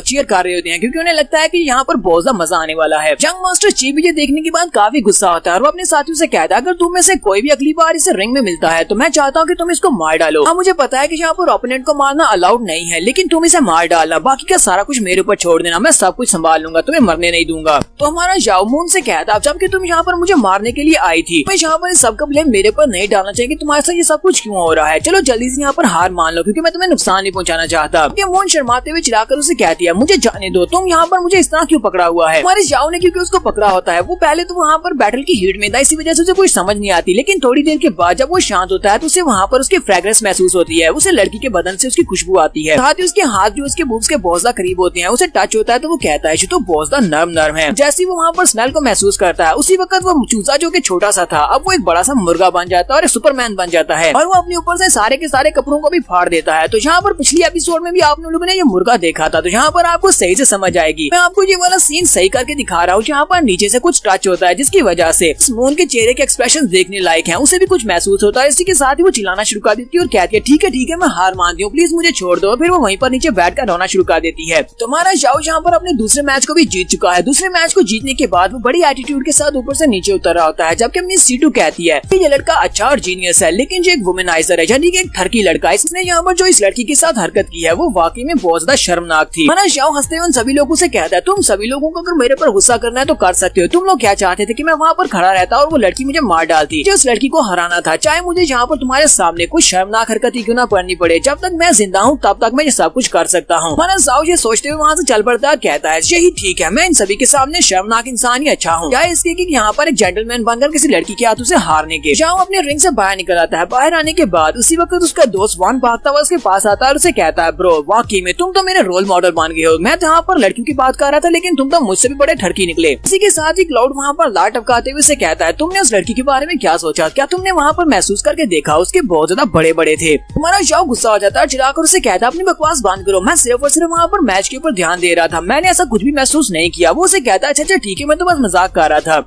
तो फिर साथ ही क्लाउड वहीं पर उदास हो जाता है और उसे कहता है हालांकि मैं यहाँ पर अपने आप को दुनिया का बड़ा ठरकी समझता हूँ, लेकिन देखो तो सही तुम मुझसे भी बड़े ठरकी निकले। मैंने तो आज तक किसी लड़की को टच करके भी नहीं देखा और तुमने तो सीधा जाकर उसके बूब्स को ही पकड़ लिया। फिर साथ ही उसे कहता है ब्रो तुम तो मेरे भाई हो ना, क्यों ना तुम मुझे यहाँ पर ये वाली टेक्निक सिखाओ कि कैसे किसी लड़की के बूब्स को पीछे से पकड़ते हैं। फिर साथ ही उसे कहता है नहीं मेरा मतलब ये नहीं था, मेरा मतलब ये था कि तुम मुझे ये वाला स्किल सिखाओ कि कैसे हम लोग किसी लड़की को मैच में हरा सकते हैं। ऐसा ना हो कि नेक्स्ट टाइम मेरा सामना भी किसी लड़की के साथ हो जाए और मैं बुरी तरह से उससे मार खा लूं। माना जाओ उसके सर में एक जबरदस्त पंच मारता और कहता अपनी बकवास बंद करो, तुम यहाँ पर मुझे समझ के आ रहे हो। सर पर मार खाने के बाद अभी भी उसकी घंटी वहीं पर अटकी होती है। वो बार बार उसे कह रहा था कि मुझे ये वाला स्किल सिखा दो। जाओ उसे कहता है अच्छा ठीक है मैं तुम्हें ये वाला स्किल सिखा दूंगा, लेकिन तुम्हें पूरे 3 दिन तक अपना मुंह बंद रखना होगा, तुम्हें मुझसे कोई बात नहीं करनी, फिर मैं तुम्हें ये वाला स्किल सिखाऊंगा। कुछ लाकर कहता है नहीं ब्रो ऐसा तो बिल्कुल भी नहीं हो सकता, तुम्हें बताना कि मैं 1 सेकंड के लिए भी मुंह बंद नहीं रख सकता, तो फिर मैं 3 दिन तक मुंह कैसे बंद रखूंगा। उसके बाद फिर से इनके कंपटीशन स्टार्ट होती है। अभी यहाँ पर काफी सारी फाइट्स होना बाकी है। तुम्हारे जाओ की एक और लड़की के साथ फाइट होती है, वो काफी ज्यादा टफ होता है। उस लड़के के साथ फाइट के दौरान दोनों के मुंह पर एक पंच पड़ता है और उसके बाद वो लड़का नीचे गिर जाता है और हार जाता है। हमारा जाओ यहाँ पर इस मैच को भी जीत लेता है। हमारे जाओ ने यहाँ पर लगातार अपने 3 मैचेस को जीत लिया और उसके बाद उसका चौथा मैच जो होता है वो प्रिंस के साथ होता है। फाइनली यहाँ पर प्रिंस को भी मौका मिल गया है अपने उस स्पीच का बदला लेने का। तो प्रिंस हमारे जाओ के सामने खड़ा होता है, जबकि बाकी के सभी लोग भी कैरी होते हैं। जाओ ने यहाँ पर अपने पिछले 3 मैचेस को जीत गया है, जबकि इस प्रिंस ने भी अपने 3 मैचेस को जीता है। तो अब यहाँ पर इनका फाइनल मैच होने वाला है। इन दोनों में से एक ही यहाँ पर सिलेक्ट हो पाएगा। ये दोनों ही काफी ज्यादा स्ट्रॉन्ग है। इन दोनों ने अपने ओपोनेंट्स को स्टार्ट होने के कुछ ही सेकंड्स के बाद हरा दिया था। जाओ और प्रिंस दोनों एक दूसरे की तरफ घूर कर देखते हैं। इसके हाथ में उसका फैन होता है, वो उस फैन को फेंक देता है और हंसते हुए से कहता है लड़के मैंने ये बिल्कुल भी एक्सपेक्ट नहीं किया था कि फाइनली तुम मेरे हाथे आ जाओगे, फाइनली तुम मेरे हाथे लागी गए। मैं तो यही सोच रहा था कि मेरा मुकाबला तुम्हारे साथ हो, मैं तुम्हें यहाँ पर मार डालूंगा या फिर तुम्हें एक अच्छा सबक सिखाऊंगा। जाओ भी हंसते हुए से कहता है ऐसा तो मैंने भी नहीं सोचा था कि मेरा मुकाबला यहाँ पर तुम्हारे साथ होने वाला है। जाओ कहता है तो लगता है कि तुम्हारी किस्मत में लिखा हुआ ही नहीं था कि तुम इस बार अकेडमी को ज्वाइन कर सको, इसी वजह से अब तुम मुझसे हार कर बाहर जाने वाले हो। इस बात से गुस्सा हो जाता है और उसे कहता है चलो देखते हैं कि यहाँ पर कौन बाहर जाने वाला है। तुम्हें लगता है कि तुम बहुत महान हो, और साथ ही वो अपनी पावर्स को रिलीज करते हुए हमारे जाओ के ऊपर अटैक करता है। हमारा जाओ ग्राउंड के अपने पाँव को दंसाकर बुल किक को यूज करते हुए उसे एक जबरदस्त किक मारता है। वो भी उसके किक को ब्लॉक करता है, वहाँ पर जबरदस्त एनर्जी निकलती है। देखने वाले कहते हैं इस बार का मैच तो बहुत ज्यादा कट ऑफ होने वाला है। दोनों ही ओपोनेंट्स बहुत ज्यादा बहादुर और बहुत ज्यादा पावरफुल है। हमारे जाओ की बुल किक की वजह से प्रिंस भी पीछे की तरफ हट जाता है। उसे भी महसूस होता है कि इस लड़की की पावर काफी ज्यादा है। मुझे लगा था कि ये दिखने में वीक है तो ये वीक होगा। जाओ फिर से जाम करते हुए अपने वुल्फ पंच को यूज करते हुए प्रिंस के चेहरे के ऊपर पंच मारने लगा है, जबकि वहाँ पर जो रेफरी मेंटोर खड़ा होता है वो भी वहाँ पर सब कुछ देख रहा होता है। वो कहता है लड़का हालांकि इसके कल्टीवेशन लेवल सिर्फ एक वॉरियर लेवल की है, लेकिन इस लड़के ने यहाँ पर जिस पावर को एक्सर्ट किया है वो एक लो लेवल के जनरल के बराबर है। यही बात मिस सीटू ने भी कही थी। जाओ अपने पंच को रेडी करते हुए प्रिंस को पंच मारता है। प्रिंस अपने हाथों को सामने करते हुए उसके पंच को ब्लॉक करता है। जाओ उसके ऊपर लगातार बहुत सारे पंचेस मार रहा होता है। वो उसके सारे पंचेस को ब्लॉक करते हुए पीछे तक लुढ़कता हुआ जाता है और एंड के ऊपर जाकर खड़ा हो जाता है। जाओ उसे कहता है तुमने तो कहा था कि तुम यहाँ पर मुझे एक सबक सिखाने वाले हो, लेकिन लगता नहीं है कि अब तुम मुझे कोई सबक सिखा पाओगे। इस बात से प्रिंस और भी गुस्सा हो जाता है और उसे कहता है क्या तुम्हें पता है कि मैं कौन हूँ? मैं पूरे के पूरे जिंग हान डायनेस्टी का प्रिंस हूँ और मैं प्रिंस होने के नाते तुम्हारे जैसे कमजोर इंसान से तो बिल्कुल भी नहीं हार सकता। और इसी के साथ ही वो यहाँ पर अपने स्पेशल स्किल को यूज करते हुए अपनी पाम को सामने की तरफ करता है और उसके ऊपर अटैक करने के लिए फिर से आगे बढ़ जाता है। जाओ भी सामने की तरफ से उसे पंचेस मारना स्टार्ट करता है। तो फिर से हमारा जाओ उसके ऊपर भारी पड़ता है क्योंकि हमारे जाओ के पास डीमंस की पावर है जो कि उसकी पावर से ज्यादा है। बार बार उसे पंचेस मारता है और उसे पीछे की तरफ फिर से हटा देता है। इस यहाँ पर सोच रहा होता है कि ऐसा कैसे हो सकता है, क्या चीज है जो इस लड़के को इतनी ज्यादा पावर दे रही है, इसकी पावर मुझसे ज्यादा कैसे हो सकती है। मुझे तो इसके कल्टीवेशन की समझ नहीं आ रही। क्या ये एक पीक एक्सपर्ट है, ये पीक वॉरियर स्टेज के ऊपर है या फिर ये लो लेवल के जनरल लेवल पर है, तो अपनी पावर्स के साथ इसको सप्रेस भी नहीं कर पा रहा। आखिर इस लड़के का मसला क्या है? तुम्हारा जाओ अभी भी से पंचेस मार रहा था। देखने वाले काफी ज्यादा हैरान होते हैं और कहते हैं वाला कंपटीशन देखने में बहुत ज्यादा मजा आ रहा है। ये दोनों ही टॉप लेवल के वॉरियर्स हैं, यहाँ पर आपस में फाइट कर रहे हैं कि अब यहाँ पर इन दोनों में से कौन हारेगा। तो यहीं पर पंचिंग के दौरान एक पंच प्रिंस के चेहरे के ऊपर लगता है जिसकी वजह से उसके चेहरे के ऊपर कट लग जाता है और उसका ब्लड बहना शुरू हो जाता है। वो जल्दी से जंप करते हुए पीछे की तरफ हटता है। पीछे हटने के बाद जल्दी से अपनी पावर्स को रिलीज करते हुए अपनी स्वर्ड को अपने पास बुलाता है। वो अपनी स्वर्ड को इशारा करता है तो उसकी स्वर्ड पीछे से उड़ती हुई उस सरीना की तरफ आगे बढ़ती है। वो वहाँ पर उसने पीछे रखी होती है जो कि उस सारे लोगों को जो वहाँ पर तमाशा देखने के लिए खड़े होते हैं उन सभी के ऊपर से उड़ती हुई सीधी बड़ी स्पीड के साथ आगे बढ़ती है। जाओ जो कि उसकी तरफ पीट करके खड़ा होता है, वो तलवार उसकी पीठ में लगने लगती है। तो जाओ पहले उसे आता हुआ देख लेता है और फिर बड़ी मुश्किल के साथ उसको वहाँ पर अवॉइड कर लेता है। वो उसको अवॉइड करता है जबकि प्रिंस उस तलवार को अपने हाथ में कैच कर लेता है और उस तलवार को लेकर हमारे जाओ के ऊपर अटैक करने के लिए आगे बढ़ता है। वो तलवार लेकर उसके करीब पहुंचता है। उसी वक्त उसे अपने बंदर की आवाज आती है। तुम्हारे जाओ का बंदर पीछे जनता में खड़ा होता है। एक बार उसके पास वो टूटा हुआ गॉडली वेपन होता है। वो उस वेपन को उठाकर उसकी तरफ फेंक देता है। उस वेपन को जाओ के हाथ में फेंकता है। तुम्हारा जाओ भी उस अपनी तलवार को कैच कर लेता है और कहता है लिटिल ब्रदर तुमने वाकई में काम कर दिया, तुमने तो यहाँ पर टाइम के ऊपर मेरी मदद की है। वो सामने की तरफ से प्रिंस अपनी तलवार के साथ उसके ऊपर अटैक करता है। तुम्हारा जाओ अपने टूटे हुए गॉडली वेपन को यूज करते हुए उसके ऊपर स्ट्राइक लगाता है और उसकी तलवार दो टुकड़ों में कट जाती है। देखकर प्रिंस और बाकी के सभी लोग भी बहुत ज्यादा हैरान जाते हैं। प्रिंस कहता है ऐसा कैसे हो सकता है, ये तो एक मीडियम लेवल का वेपन था लेकिन इसने इतनी आसानी के साथ इस वेपन को कैसे तोड़ दिया। जाओ से कहता है थोड़ी देर पहले तो तुम यहाँ पर कुछ ज्यादा ही एरोगेंट बन रहे थे, अब मेरी बारी है, देखते हैं कि अब तुम कैसे यहाँ पर एरोगेंस दिखाते हो। और हमारा जाओ अपनी तलवार को घुमाते हुए उसके ऊपर बार बार अटैक्स करता है। अटैक्स को अवॉइड तो कर रहा होता है लेकिन उसकी बॉडी के ऊपर जगह जगह पर कट्स लगती है। वो काफी ज्यादा जख्मी हो जाता है। जाओ उसे कहता है मैंने तो कहा था कि तुम एक बहुत ही गुड फाइटर हो, तुम यहाँ पर मुझे क्रिपल करने वाले हो, अब क्या हुआ, क्या तुम इसे फाइट नहीं करोगे? लगता है कि तुम्हें फाइट करना भूल गया है। इस यहाँ पर सोच रहा होता है अगर मैं यहाँ पर इससे फाइट करता रहा तो मैं बहुत ही बुरी तरह से हारूंगा, इससे अच्छा है मैं यहाँ पर खुद ही हार मान लूं, मुझे जल्दी से यहाँ से निकलना होगा। वो जल्दी से जंप करते हुए अरीना से बाहर निकल जाता है और कहता है ठीक है मैं गिव अप करता हूँ। जैसे वो खड़े होकर वहाँ पर गिव अप का कहता है उसी वक्त हमारे जाओ का पाँव उसके मुंह के करीब पहुंचता है और उसे एक जबरदस्त किक पड़ती है जिससे वो उड़ता हुआ जनता में जाकर गिरता है। उस बेचारे की हालत काफी खराब हो जाती है। हमारा जाओ रेफरी से कहता है प्लीज मुझे माफ करना, मैं यहाँ पर फाइट में इतना ज्यादा मगन हो गया था मुझे याद नहीं रहा कि ये अरीना से बाहर निकल गया, इसी वजह से मैंने किक मार दी, खुद मेरे कंट्रोल में नहीं रहा।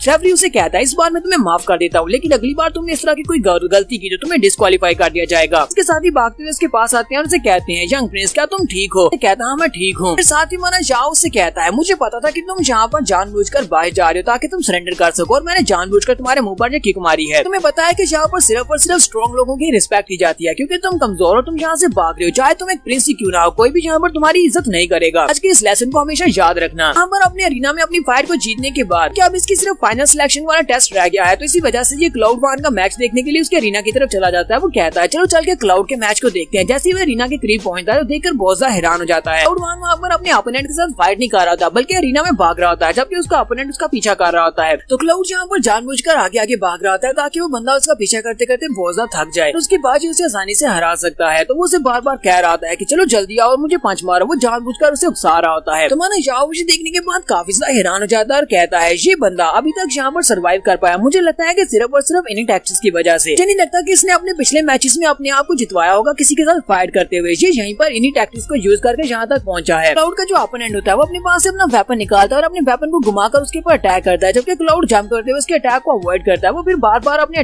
वेपन के साथ उसके ऊपर अटैक करता है लेकिन क्लाउड बार बार उसके अटैक को अवॉइड कर लेता है। साथ ही क्लाउड हंसते हुए से कहता है बड़े दोस्त तुम यहाँ पर इस तरह गुस्सा क्यों हो रहे हो, पहले शांत हो जाओ और उसके बाद हम लोग आराम से फाइट करते हैं। जबकि उसका ओपोनेंट से कहता है अगर तुम अपने आप यहाँ पर रिंग से बाहर नहीं जाते तो फिर मैं तुम्हें मार डालूंगा क्योंकि मैं बहुत ज्यादा गुस्से में हूँ। देखने वाले सभी लोग वहाँ पर बोर हो रहे होते हैं और सभी लोग कहते हैं हम लोग कब से इसकी फाइट को देख रहे हैं, ये सिर्फ और सिर्फ यहाँ पर भागे जा रहा है, तो एक बहुत ही बेशरम इंसान है, क्या इसे सिर्फ यहाँ पर भागना आता है? वैसे कहता है अगर मैं वहाँ पर रिंग के अंदर चला गया और मेरा मुकाबला इस लड़के के साथ होता है तो फिर तो मैं इसे बहुत ही बुरी तरह से पीटने वाला हूँ क्योंकि ये यहाँ पर सिर्फ और सिर्फ भाग ही रहा है, कुछ भी नहीं कर रहा। कहीं पर क्लाउड का ओपोनेंट जब अपने वेपन के साथ उसके ऊपर अटैक करने लगता है तो उसी वक्त हमारा क्लाउड वहीं पर नीचे की तरफ एक स्लिप लगाता है और स्लिप लगाते हुए उस बेचारे के अंडू को क्रैक्स कर देता है, जिसकी वजह से वो वहीं पर नीचे गिर जाता है। क्लाउड कहता है अभी तुम्हारे पास मौका है, तुम यहाँ पर अपने आप यहाँ पर सरेंडर कर दो। अगर तुम सरेंडर कर देते हो तो फिर मैं यहाँ पर अपने यूनिक स्किल्स को यूज नहीं करूंगा, वरना मुझे अपने यूनिक स्किल्स को यूज करना पड़ेगा। और साथ ही वो उसे किक मारते हुए रीना से बाहर फेंक देता है। इस तरह वो अपने मैच को जीत जाता है। तो अपने मैच को जीतने के बाद वो जब जनता की तरफ देखता है तो वहाँ पर उसे हमारा जाओ दिखाई देता है। वो तो उसे अपना भाई कहता है, इसी वजह से वो दूर से चिल्लाकर उसे कहता है ब्रो क्या लगता है तुम्हें, क्या मैं यहाँ पर बहुत ज्यादा कूल था। क्योंकि सभी लोग भी पीछे की तरफ देखते हैं यहाँ पर किसको अपना ब्रो कह रहा है। तो हमारा जाओ जल्दी से पीछे की तरफ घूम जाता है, अपना मुंह छुपाते हुए कहता है नहीं मैं तो इस बंदे को जानता भी नहीं हूँ, ये तो ऐसे मेरे से बात कर रहा है। तो क्लाउड वन जल्दी से अरीना से नीचे उतरता है और भागता हुआ उसके पास आ जाता है और उसे कहता है ब्रो यार तुम कर क्या रहे हो, तुम तो मेरा मैच देखने के लिए आए हो, फिर तुम अपना मुंह क्यों छुपा रहे हो। ये मत कहना कि तुम्हें यहाँ पर मुझे देखने में शर्म आ रही है, मैं तुम्हारा छोटा भाई हूँ। बाकी के सभी लोग फिर से हमारे जाओ की तरफ घूर घूर कर देख रहे होते हैं, जबकि हमारा जाओ बेचारा काफी ज्यादा शर्मिंदा हो जाता है कि ये इसे उन सभी के सामने अपना ब्रो कह रहा है। कंपटीशन के एंड होने के बाद इनके साथ वाइस प्रेसिडेंट और बाकी के जितने भी ट्यूटर्स होते हैं वो सभी लोग इनके सामने अपीयर होते हैं। उन लोगों से कहते हैं लोगों ने यहाँ पर अपने तीनों राउंड को पास कर लिया है, तुम सभी लोग फाइनलिस्ट बचे हो जिन लोगों ने सारे टेस्ट को पास किया है। तो पीछे तुम लोगों ने 3 टेस्ट को पास किया, अब यहाँ पर तुम्हारा फाइनल टेस्ट होगा। ऐसे जो बच्चे यहाँ पर उस फाइनल टेस्ट को पास कर लेंगे सिर्फ वही नहीं बच्चों को एकेडमी को ज्वाइन करने का मौका मिलेगा, जबकि बाकी के सभी लोगों को एलिमिनेट कर दिया जाएगा। सभी लोग बहुत ज्यादा एक्साइटेड हो जाते हैं और कहते हैं कि अब हमारा फाइनल टेस्ट कौन सा होने वाला है। तो वाइस प्रेसिडेंट उन्हें अपने साथ लेकर एक पहाड़ी की तरफ जाते हैं, जहाँ पर सामने की तरफ सीधी पहाड़ सीढ़ियाँ होती हैं। हम सभी लोगों से कहते हैं तो तुम लोगों को इन सीढ़ियों को चढ़कर ऊपर तक जाना होगा। यहाँ पर हम लोगों ने इन सीढ़ियों के ऊपर एक फॉर्मेशन को बिछाया हुआ है। वो सभी लोग यहाँ पर हमें बताते हैं कि फॉर्मेशंस कितनी ज्यादा कूल होती है और किस डिफरेंट तरह की होती है। उनमें से एक कहता है मुझे फॉर्मेशंस के बारे में पता है, डिफरेंट फॉर्मेशंस के डिफरेंट फंक्शंस होते हैं। हम लोग यहाँ पर फॉर्मेशंस को बिछाते हैं तो उनके बहुत सारे फंक्शंस हो सकते हैं, कई बार कोई ट्रैप्स हो सकती हैं या फिर कोई अलग सी फॉर्मेशंस हो सकती हैं, जैसे कि इल्यूजन वाली फॉर्मेशंस हो सकती हैं। पता नहीं यहाँ पर इन सीढ़ियों के ऊपर कौन सी फॉर्मेशन होगी, लेकिन लगता है कि हम लोग इस टेस्ट को आसानी से पास कर लेंगे। वाइस प्रेसिडेंट उन सभी लोगों से कहते हैं तो तुम में से जो भी पूरे 1 घंटे के अंदर अंदर वहाँ पर उस सीढ़ियों को पार करते हुए ऊपर चला जाएगा वही सिर्फ इस टेस्ट को पास कर पाएगा। 1 घंटे का टाइम खत्म होने के बाद जितने भी लोग सीढ़ियों के ऊपर होंगे वो सभी लोग डिस्क्वालीफाइड हो जाएंगे। हमारा टाइम अभी स्टार्ट होता है, वो सभी लोग सीढ़ियों के ऊपर चढ़ना स्टार्ट करते हैं। जैसे वो लोग सीढ़ियों के ऊपर पाँव रखते हैं वहाँ पर जो फॉर्मेशन होती है वो ग्रेविटी फॉर्मेशन होती है और उनके ऊपर बहुत ज्यादा प्रेशर पड़ता है और कुछ लोग तो वहीं पर गिर जाते हैं और उनसे आगे बढ़ा भी नहीं जाता। लेकिन हमारे जाओ को ज्यादा मुश्किल नहीं हो रही होती। हमारा जाओ बड़े आराम के साथ ऊपर की तरफ चलता हुआ जा रहा होता है, लेकिन जब वो आधे रास्ते पहुंचता है तो उसे भी काफी ज्यादा थकावट महसूस होती है। क्लाउड बेचारे को भी काफी ज्यादा मुश्किल हो रही होती है। वो चिल्लाकर कहता है मेरी तो हड्डियां भी बॉडी के अंदर से बाहर निकलने को आ रही हैं। जाओ उससे कहता है बकवास बंद करो और जल्दी से टॉप के ऊपर पहुंचो। तो ये सभी लोग जो नीचे होते हैं ये सभी लोग लुढ़क लुढ़क कर ऊपर की तरफ जा रहे होते हैं, क्योंकि सीढ़ियों के ऊपर चढ़ना बहुत सा मुश्किल होता है। हमारा जाओ कहता है यहाँ पर प्रेशर तो बहुत ज्यादा है, यहाँ पर जो प्रेशर पड़ रहा है वो तकरीबन 250 किलोग्राम का है। ऑर्डिनरी मिडिल लेवल का वॉरियर तो यहाँ पर इतनी आसानी के साथ चढ़ नहीं पाएगा, लेकिन मेरी स्ट्रेंथ इससे ज्यादा है, मैं जो कर सकता हूँ। कहता है मुझे लगता है कि ये वाला जो फाइनल राउंड है ये न सिर्फ हमारी स्ट्रेंथ को चेक करने के लिए बल्कि हमारी विल पावर को भी चेक करने के लिए है। हमारे अंदर इतना ज्यादा हौसला होना चाहिए कि हम इन सारी सीढ़ियों को चढ़कर ऊपर जा सके। कई बार हमारे जाओ को 3 लोग दिखाई देते हैं जो कि बड़ी स्पीड के साथ उसके पास से गुजर जाते हैं। जाओ उसे देखकर बहुत सा हैरान होता है और कहता है ऐसा कैसे हो सकता है, ये तीनों ही लोग लगता है ये बहुत ज्यादा गिफ्टेड है, जीनियस लोग हैं, इसी वजह से बड़ी स्पीड से यहाँ पर जा रहे हैं, इनको ऊपर इस फॉर्मेशन का असर भी नहीं पड़ रहा। मुझे अपने ऊपर भरोसा होना चाहिए, मैं भी ये कर सकता हूँ, मैं कर लूंगा। अगर दूसरे मुझसे ज्यादा स्ट्रॉन्ग है तो फिर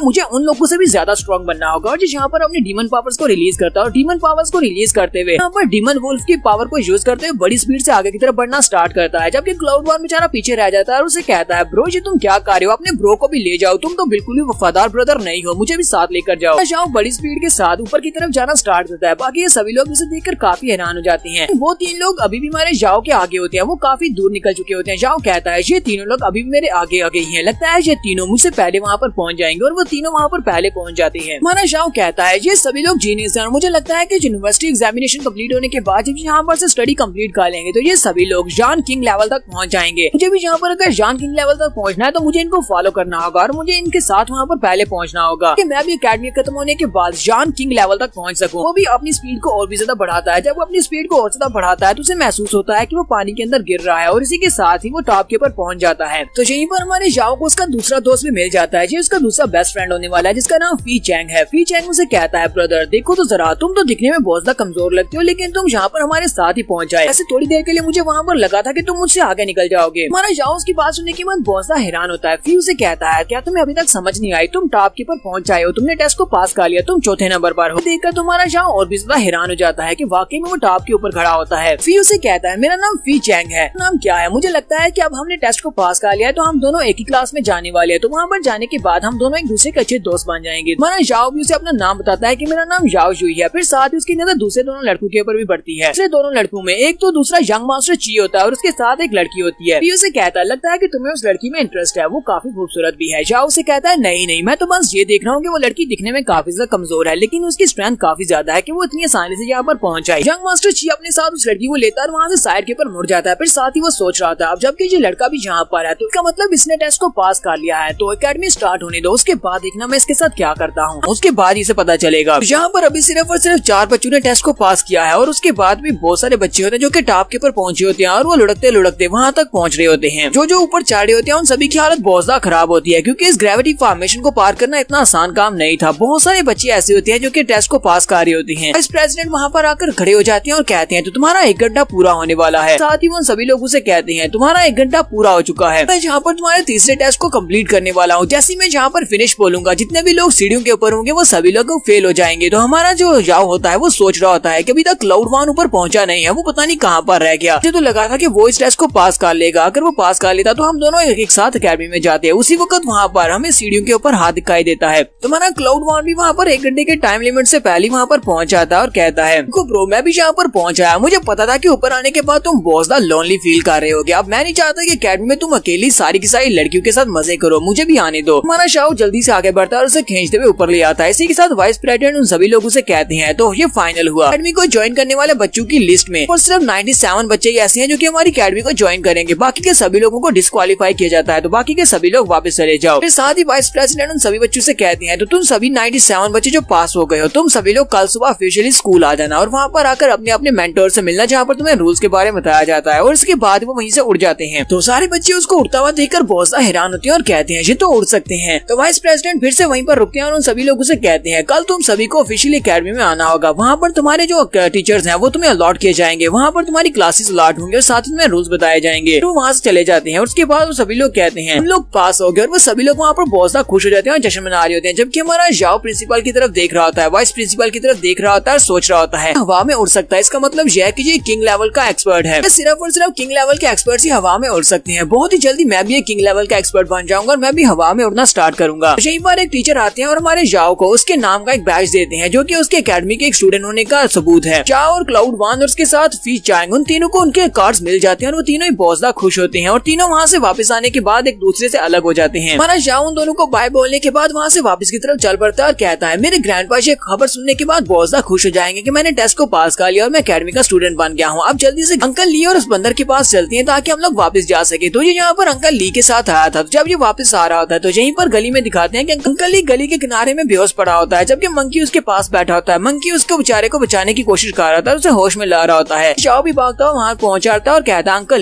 ली को क्या हो गया, इसके साथ ये सब कुछ किसने किया है। मंकी उसे स्क्रीच करते हुए कुछ बताने की कोशिश करता है कि ये सब कुछ किसने किया होगा। अंकल ली को भी होश जाती है, वो उसे कहता है लोगों ने मेरे ऊपर अटैक किया था, उन्हें लगता है कि शायद तुम्हारे पास कुछ जड़ी बूटियां या स्पेशल पिल्स हैं, वो सभी लोग मेरा सारा सामान भी चोरी करके ले गए हैं, वो सारा तुम्हारा सामान भी चोरी करके ले गए हैं जो तुमने मेरे पास रखवाया था। साथ ही उन लोगों ने मुझे बहुत ही बुरी तरह से पीटा भी है। जाओ उसे कहता है मुझे लगता है कि ये सब कुछ उस प्रिंस ने किया होगा क्योंकि सिर्फ वही ऐसा कर सकता है, वो अपने बदला लेने के लिए सब कुछ कर रहा होगा। फिर वो अपने अंकल ली को उठा लेता है और उसे कहता है चलो आओ मैं तुम्हें यहाँ से वापस लेकर चलता हूँ, जिस शायद तुम्हारी गलती नहीं है जो सारा सामान चोरी हो गया, ये तो उस कमीने प्रिंस की वजह से हुआ है। वो सोच रहा होता है फिलहाल के लिए तो हमें इंपीरियल सिटी में वापस जाना होगा अपनी लॉन्ग फैमिली में, उसके बाद सोचेंगे कि उसका क्या करना है। अगर दोबारा वो कभी मुझे मिला तो उसके बाद मैं उससे बदला जरूर लूंगा। एक बार उसे अपना दोस्त क्लाउड वन भी दिखाई देता है। क्लाउड वन उसे कहता है दोस्त तुम्हें क्या हुआ, ये क्या हुआ, तुम अंकल को क्यों उठाकर लेकर जा रही हो, तुम्हें मेरी मदद की जरूरत है। जाओ उसे कहता है नहीं मुझे मदद की जरूरत नहीं है, यहाँ पर किसी बैंडेट ने आकर हमें लूट लिया, अंकल के पास से सारा सामान छीन लिया और साथ ही ने बहुत ही बुरी तरह से पीटा भी है। मुझे जल्दी से जल्दी जाकर कमांडर जाओ को इस बारे में बताना होगा ताकि वो जाकर नाकाबंदी करते और उन लोगों को पकड़ लिया, सारा सामान भी वापस ले आए। हमारा जाओ वापस आने के बाद कमांडर जाओ को बता देता है। तो कमांडर जाओ सब कुछ करने के बाद वापस उसके पास आते हैं और उसे कहते हैं माय लॉर्ड जैसा कि आपने कहा था हमने बिल्कुल वैसा ही किया है, अंकल ली का इलाज चल रहा है, इंपीरियल डॉक्टर ने कहा है कि वो बिल्कुल ठीक है लेकिन उन्हें कुछ दिनों की रेस्ट की जरूरत पड़ेगी, हो सकता है कि महीनों तक वो बिस्तर पर पड़े रहे, लेकिन उनके बॉडी के ऊपर कोई भी ऐसा जख्म नहीं है जिससे कि उनकी जान को खतरा हो। साथ ही कमांडर जाओ से कहता है मुझे एक और मैसेज मिला है, हमारे कुछ सोल्जर्स ने उन लोगों को सिटी से बाहर जाते हुए पकड़ लिया है, उन सभी को जेल में बंद किया हुआ है, मुझे लगता है कि कल उन सभी को छोड़ दिया जाएगा। हमारा जाओ अपने कमांडर जाओ से कहता है कमांडर जाओ मैं चाहता हूँ कि तुम वहाँ पर जाओ, उन सभी के पास से मेरा सारा सामान वापस लेकर और साथ ही उन सभी को अच्छा सबक सिखाना ताकि वो दोबारा कभी भी ऐसी हरकत ना कर सके। उनमें से एक प्रिंस भी है, वो चिंगहान डायनेस्टी का प्रिंस है। साथ ही चिंगहान डायनेस्टी वालों को बताना कि उसके बदले में हमें पैसे चाहिए और पैसों के बदले में उसे छोड़ना, ऐसे उसे मत छोड़ना। साथ ही हमारा जाओ सोच रहा होता है ये तो उस प्रिंस के लिए बहुत ज्यादा लकीनेस की बात है कि कल मुझे स्कूल जाना है, इसी वजह से मैं जहाँ पर पर्सनली वहाँ पर जाकर उसको सबक नहीं सिखा सकता। कमांडर जाओ को ये सब कुछ हैंडल करना पड़ेगा। नेक्स्ट सीन में इनके गार्डन का दिखाया जाता है। ग्रैंडपा अपनी बेटी मून के साथ बैठी होती है। जाओ जैसी वहाँ पर आता है मून उसे देखकर बहुत ज्यादा खुश हो जाती है और कहती है जुई तुम कहाँ पर थे, इतने दिनों से तुम दिखे नहीं। ग्रैंडपा उससे पूछते हैं मुझे ये बताओ कि तुम्हारा टेस्ट कैसा रहा। तुम्हारा जाओ लोगों कहता है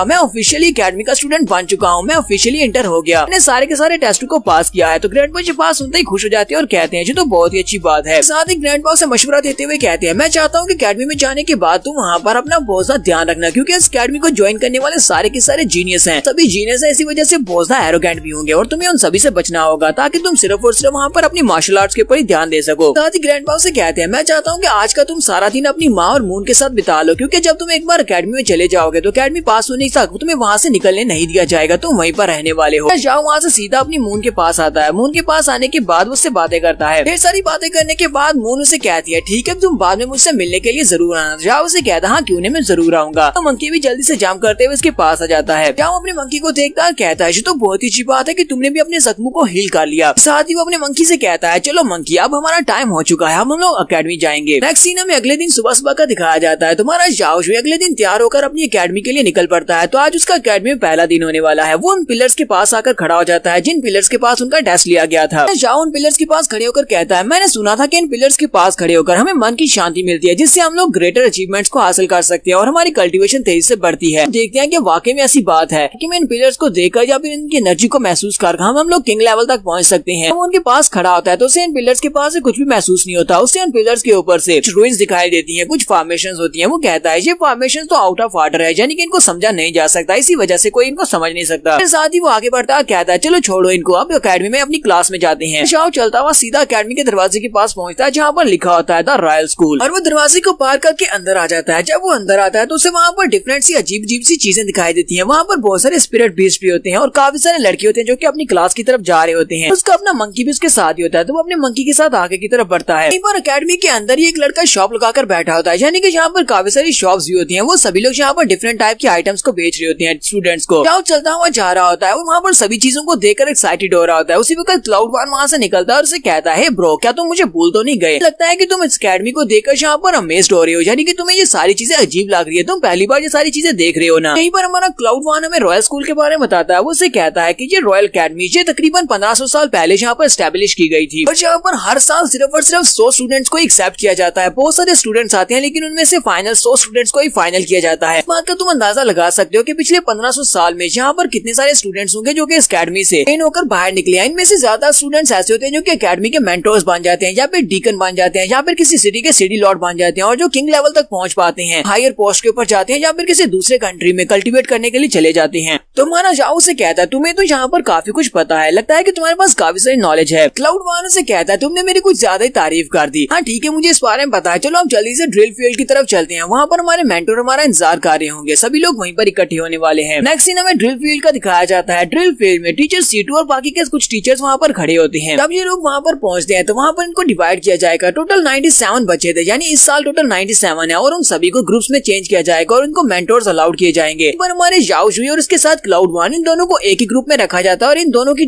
टीचर सीटू होने वाली है। वहाँ से हमारा क्लाउड बहुत ज्यादा खुश हो जाता है और कहता है मुझे लगा ही था कि हम दोनों का प्यार बहुत ज्यादा सच्चा है, इसी वजह से टीचर सीटू के ग्रुप में मुझे रखा गया है। लगता है कि मेरी किस्मत में लिखा टीचर सीटू के साथ एक होना। तो याओ से कहता है बकवास बंद करो, टीचर हमारी तरफ देख रही है। बाकी में टीचर सीटू भी उसी की तरफ ही देख रही होती है कि ये जोकर यहाँ पर क्या कह रहा है। वो वहीं पर खामोश हो जाता है और कहता है लगता है मैंने गलती कर दी। टीचर सीटू कहती है क्लाउड यहाँ पर आ जाओ। क्लाउड बहुत ज्यादा खुश हो जाता है और कहता है लगता है कि टीचर सीटू ने मेरी आवाज सुन ली और वो चाहती है कि मैं उसके पास आऊँ। हो सकता है कि मुझे यहाँ पर एक किस मिलने वाली है। वो जल्दी से भागता हुआ ऊपर चला जाता है। तो टीचर सीटू से कहती है वहाँ पर वो पत्थर दिखाई दे रहा है, जाओ जाकर उसको उठाओ और स्क्वाड करो। मैं पूरे 2 घंटे तक उस पत्थर को वहाँ पर उठा कर रखना है। तो क्लाउड से देखकर बहुत ज्यादा हैरान होता है। टीचर से कहता है लेकिन टीचर ये क्यों? टीचर उसे कहती है कोई रीजन नहीं, मैं तुम्हारी टीचर हूँ और मैं जो चाहे वो तुमसे करवा सकती हूँ। जाओ जाकर उस पत्थर को 2 घंटे के लिए उठा कर रखो। अगर तुमने मेरी बात को नहीं माना, यानी अपनी टीचर की बात को नहीं माना, तो मैं तुम्हें अभी यहाँ पर से क्लास से बाहर निकाल दूंगी। ये बात सुनने के बाद जाओ वहाँ पर हल्का सा हंस देता है। जैसे वो वहाँ पर हंसता है तो टीचर सीटू उसका नाम पुकारती है और कहती है जाओ जुई तुम भी यहाँ पर आ जाओ। तो जाओ जी ऊपर आता है और उसे कहता है टीचर मैंने क्या किया? टीचर उसे कहती है तुम्हें वहाँ पर वो बड़ा पत्थर दिखाई दे रहा है, जाओ जाकर उसको उठाओ